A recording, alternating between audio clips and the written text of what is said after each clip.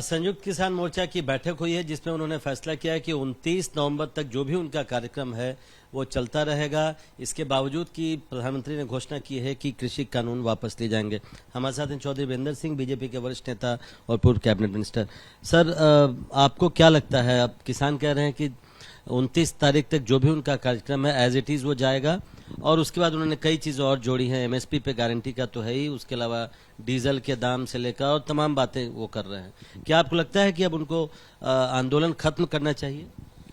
देखिए, मेरे को लगता है कि किसान प्रधानमंत्री जी ने जो कहा कि हम इस विंटर सेशन में तीनों कानूनों को ख़त्म कर देंगे, रिपील कर देंगे, तो इसका प्रोसीजर भी है। और मुझे लगता है कि ये पहले या दूसरे दिन 29 तारीख से सेशन शुरू हो रहा है, 29 या 30 को ये रिपील हो जाएंगे।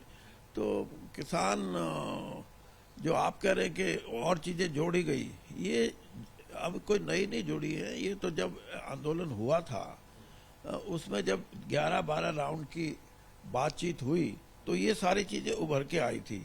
लेकिन मैं आज भी इस बात को मानता हूं कि जो किसान को जिस तरीके से इन कानून के बारे में अवगत नहीं कराया गया, उनसे परामर्श नहीं किया गया, उनसे सलाह नहीं ली गई, और जो ये कानून उभर के आए उससे उनके मन में एक शंका पैदा हुई कि ये हमारे हितों के खिलाफ है, इसमें हमारे हित नहीं है।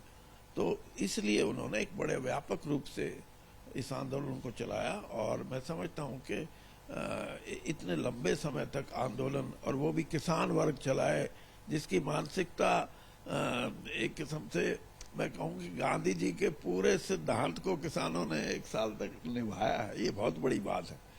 तो अब लेकिन मुख्य डिमांड तो यही तीनों कानून को हटाने की थी। बाद में बिल्कुल आपने ठीक कहा कि चीजें जुड़ती गई, लेकिन मुख्य डिमांड तो ये थी जो कि मान ली गई। हाँ, जो ये इससे देखिए, किसान के मन में 2 तरह की बातें थी।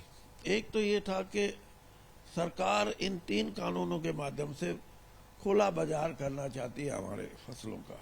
वो एक बात बहुत, उनको ये संदेह था कि अगर ऐसा हुआ तो हमारी डिस्ट्रेस सेल होएगी सब चीज़ों की और हम आर्थिक संकट में फंस जाएंगे।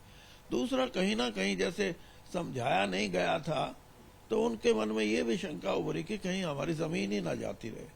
तो ये सबसे बड़ी जो चीज़ें हैं, ये अब किसान को ये भरोसा हो जाएगा कि मैं ज़मीन का मालिक हूँ, रहूंगा भी।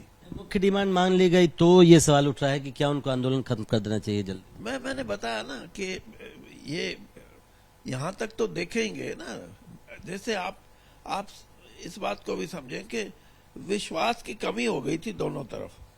तो वो जो विश्वास की कमी, अब उसकी तो पूर्ति प्रधानमंत्री जी के आश्वासन ने कर दी कि हम अभी 10 दिन के अंदर अंदर इसका कर देंगे निपटारा और ये निरस्त हो जाएंगे। तो विश्वास बहाली बड़ी चीज है।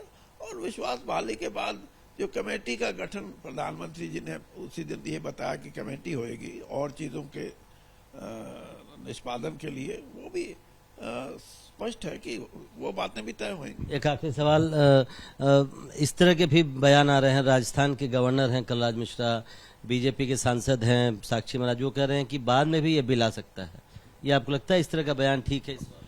नहीं, ये देखो ना, तो ये मोदी जी के बयान पे कोई विपक्ष अपना टिप्पणी करे तो ये बात मैं मान सकता हूँ, लेकिन प्रधानमंत्री के बयान के बाद यानी उस विश्वसनीयता को चोट लगती है। कोई इस तरह की छोटी बात करेगा तो मैं नहीं मानता।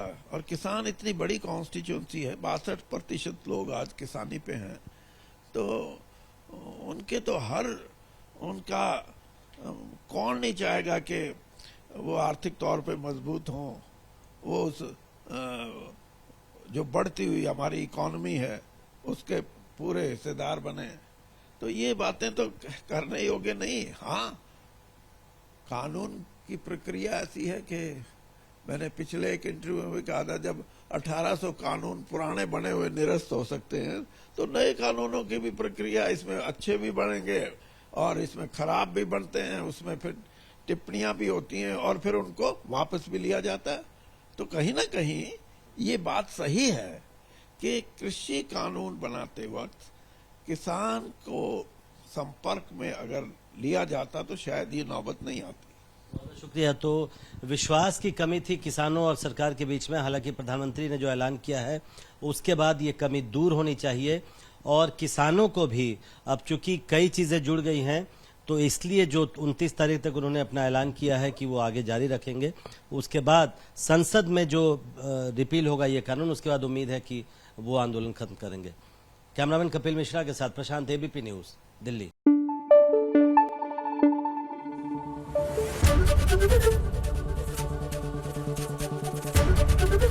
एबीपी न्यूज आपको रखे आगे।